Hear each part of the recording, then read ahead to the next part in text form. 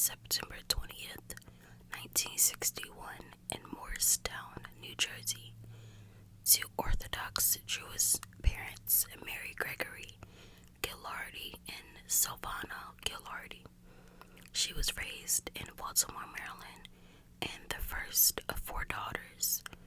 They were a part of a particular congregation. Sharon attended and graduated from Pikesville High School in 1979. Her classmates described her as, quote, as normal as you can get, end quote. She was a member of sports teams in her school's choir at Sacred Heart Church. She was a sales clerk at JCPenney. In 1991, Sharon married a construction worker, Victor, in Elliott City. The couple moved to Hempstead, Maryland. Her parents did not approve of this marriage. Sharon wanted to be free from what was considered normal in her life, so she started an online advertising business to make extra money in 1995. Her first advertisement on the website was called House of Dion. She sold home decor guides by mail for $7. Her marketing line read, quote, home decorating secrets seen in the posh homes from the New England states to the Hollywood homes can now be yours. Never published before. Quick, easy ways to decorate your home, end quote. She was paid $50 per advertisement. She ran several websites for psychic readings.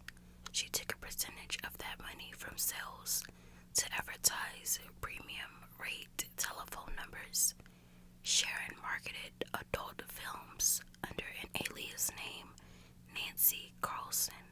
Sharon, aka Nancy, was more of a disciplinarian dominatrix who made adult films and weighed 300 pounds. She would sell her underclothing with a caption saying, quote, is there anyone out there interested in buying worn panties, end quote. She sent out more than 50 messages explaining her sexual desires of being tortured to death. One man was interested until he realized how serious she was about wanting this. Sharon met a guy named Robert Frederick Glass, who was a computer analyst for the government of Catawba County, North Carolina, for almost 16 years.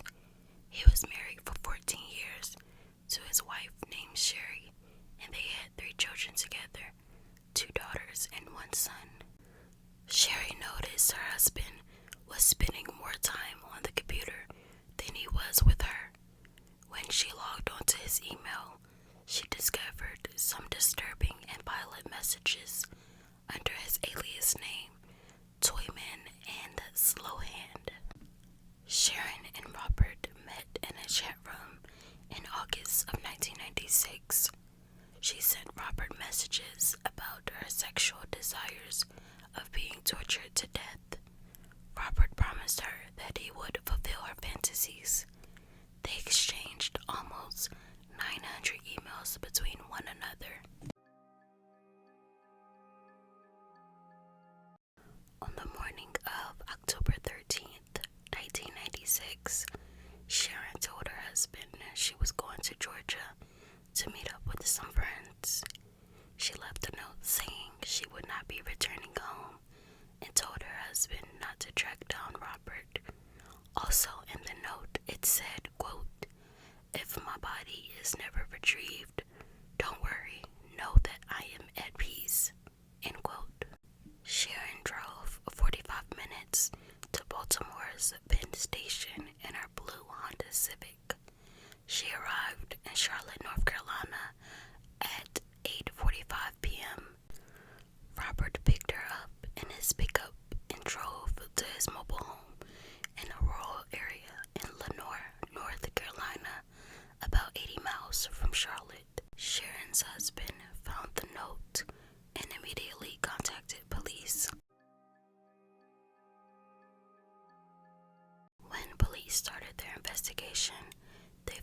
6 weeks worth of emails between Sharon and Robert. North Carolina police officers set up surveillance outside of Robert's home for several days. They never saw Sharon. On October 25th, 1996, Judge Beverly T. Bill issued a search warrant for officers to search Robert's house. They found items that belonged to Sharon.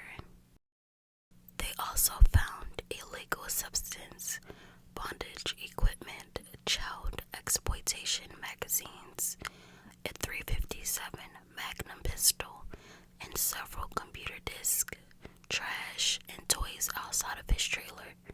Police found a big pile of dirt 75 feet away from his mobile home.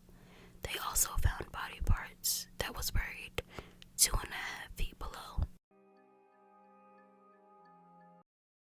After they found the discovery, Robert was arrested at his job, charged with first-degree murder, and was held without bond at the Caldwell County Jail.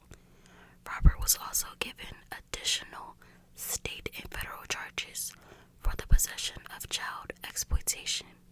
The county DA stated if Sharon's body was buried in the woods behind Robert's house, it may have never been found. Robert was interviewed later on while in prison. He admitted to fulfilling Sharon's sexual desires. He recalled that her death was accidental. He stated, quote, "I don't know how much I pulled the rope. I never wanted to kill her, but she ended up dead," end quote. The state medical examiner of North Carolina stated that Sharon was accidentally strangled to death 3 days after she arrived to North Carolina. Police disagree with this claim. According to their search, Sharon's death was intentional, and emails proved it as well. On January 27th, 2000, Robert pleaded guilty to voluntary manslaughter and sexual exploitation and was sentenced to 36 to 53 months in the Avery Mitchell Correctional Institution. Robert was sentenced to an additional 27 months for federal charges of second-degree minor exploitation, which was required to be served consecutively. On February 20th, 2002, Robert Glass was found dead in prison. He suffered a heart attack 1 month before he was to finish his state sentence and was planning to begin his federal sentence. Here are some fun facts about this case. Sharon's case was actually the first case where a murder suspect was taken into custody, mainly due to evidence from emails. Due to how popular this case was, more psychologists increased their need to have a better understanding of abnormal sexual desires caused by sadism, masochism, and asphyxiation. This case inspired a movie that came out in 2008 called Downloading Nancy, that is about a woman whose desire was for a man to torture and kill her. Screenwriter Lee Ross stated that he was familiar about the Sharon Lopataka case, and he described it as dark, horrible, and intriguing. Thank you all so very much for watching this video.